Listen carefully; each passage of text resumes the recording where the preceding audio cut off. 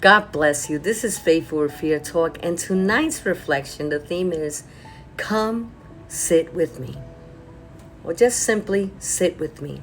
In the book of John, chapter 4, verse 6 through 10, I'm just going to be paraphrasing and reading a couple of verses, but please read it. Book of John, chapter 4, verse 6 through 10. When Jesus learned that the Pharisees had heard he was making and baptizing more disciples than John, which he was not, it was his disciples, he left Judea and went again to Galilee. He had to travel through Samaria. There in Samaria was Jacob's well. That's where it was, in Samaria. And Jesus, worn out from his journey, sat down at the well, and it was around noon. A woman of Samaria came to draw water. Give me a drink, Jesus said to her, because his disciple already had gone into town to buy food. How is it that you, a Jew, ask for a drink from me, a Samaritan woman? She asked him, for Jews do not associate with Samaritans. Jesus answered, if you knew the gift of God, and who is saying to you, give me a drink, you would ask of me, and I will give you living water. Come, come, come. I'm inviting you. He's inviting you. I'm inviting you to sit with Jesus tonight. And he's inviting you. He's saying, sit with me. There is something powerful about the fact that Jesus sat down before he even started speaking to the Samaritan woman. He sat at the well. He didn't rush the moment. He didn't chase the woman. After all, he was worn out. He was tired from his journey. He just simply sat at the well and waited for that moment that she would come to draw water from the well and to start speaking with her. Sometimes we think we have it all. We need to have everything. This is for the non-believers and new beginners. Sometimes we feel we need to have everything in place together before we can come to Jesus. We think we need to fix our mistakes, overcome our failures, fix things up or clean up our lives even before we come and even have a conversation with Jesus. But Jesus just simply says, sit with me. For us believers, we think we need to have titles. We think we need to have positions. We think we need to have man's approval. We think we need to have it all together and do all these things. But Jesus just wants you to sit with him. The Samaritan woman came to the well carrying more than a water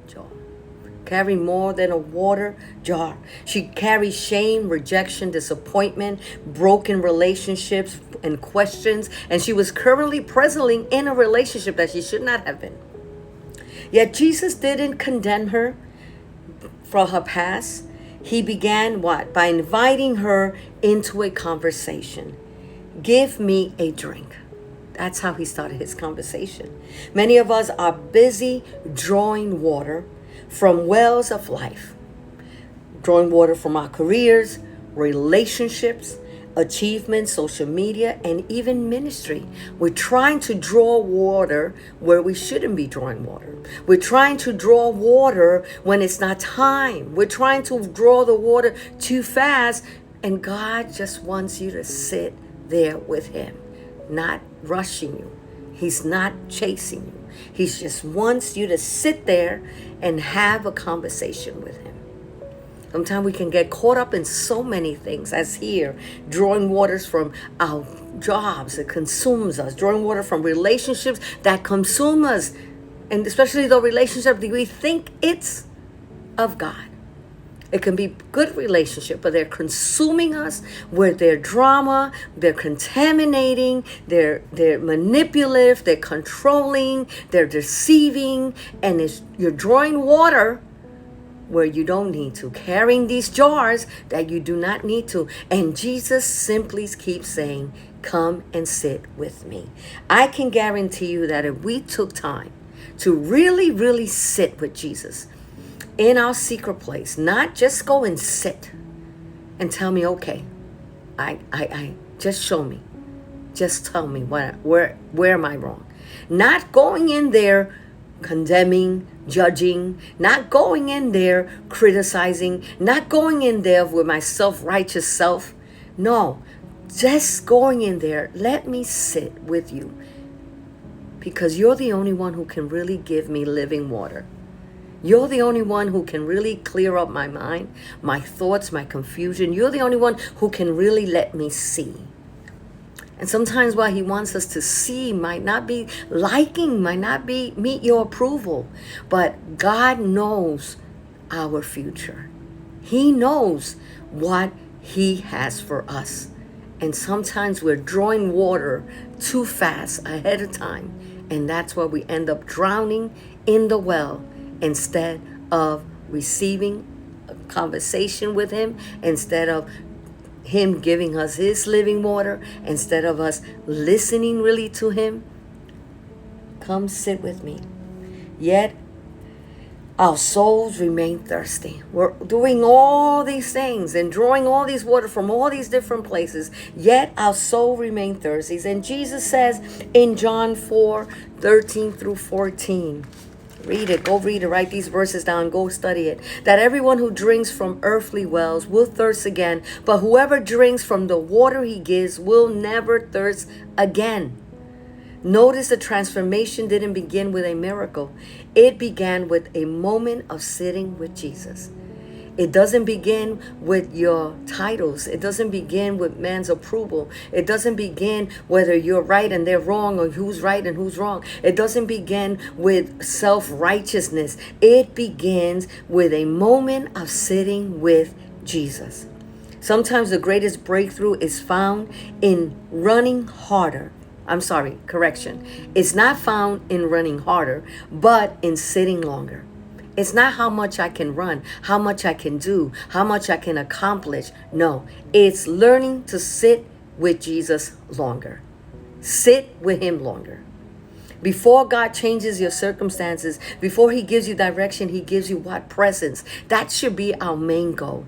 Jesus center focus, presence. Because when we learn to sit there with him longer, we will look at things differently, analyze things differently, accept things differently. We will receive correction differently. We will know to wait and pray differently, because now I'm praying for God's will to be done. And we're in a season where that's all we should be praying. God, let your will be done. Whether what I'm seeing is wrong, whether what I'm thinking is wrong, whether whatever is happening, God, this is my prayer. Let your will be done. Because only God knows each and every person. Only God knows what he has for us in the future. Only God knows what he is teaching us, training us, and equipping us in this season for. We may think we have it all together. We may think we have everything we need. But then when the blow comes, when the correction comes, when the attacks of the enemy come, when the confusion comes, we're lost. Because we're drawing out of wells that we're not supposed to be drawing from. And sometimes those are relationships. Those are soul ties that we are making that we are not supposed to be doing. We need to sit with Jesus. This is a season more than ever that we need to sit with Jesus and just pause. Sit there longer and say, I don't care how long it takes me. I don't care how long I have to sit here waiting until you move me, until you approve me, until you stamp me, until you catapult me. I just want to sit here. Let everybody do whatever they want to do, God, but I'm just praying and interceding for your will to be done in my life.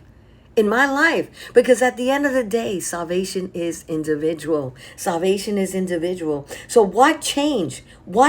She came alone and ashamed, but she returned to her town as bold witness, right? She started testifying, come and see a man who told me everything I ever did. And he even told her what she would need. The woman arrived at the well expecting water, but she left carrying the living water. What changed? She sat with Jesus. Today, Jesus extends the same invitation. He's telling us, sit with me when you're worried. Sit with me when you're confused. Sit with me when you're carrying guilt. Sit with me before you make your next decision, before you say another word. Sit with me long enough for my living water to satisfy your soul. The world says, keep moving. Jesus says, sit with me. Sit with him. That's your answer.